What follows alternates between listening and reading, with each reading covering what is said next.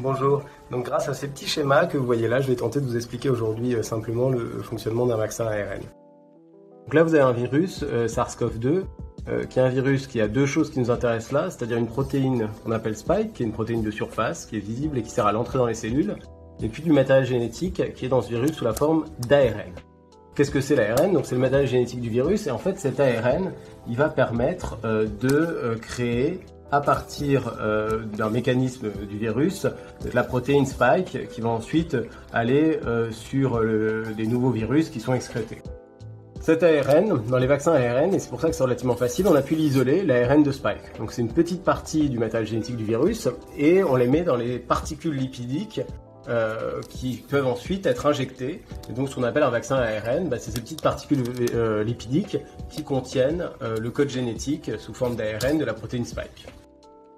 Lorsqu'on fait une vaccination, donc on administre ces petites particules lipidiques chez l'individu et elles rentrent dans notre cellule humaine où cet ARN de Spike sert à produire, grâce à des mécanismes cellulaires, la protéine Spike du virus. À noter, le noyau de la cellule humaine n'est pas du tout concerné par cette vaccination et c'est là qu'il y a notre code génétique et notre ADN qui reste donc intact. Il n'y a pas d'ARN qui vient dans le noyau, c'est impossible. Cet ARN il est détruit rapidement après avoir créé Spike. Cette protéine Spike, toute seule, donc sans le virus, elle n'est pas dangereuse, elle est ensuite excrétée.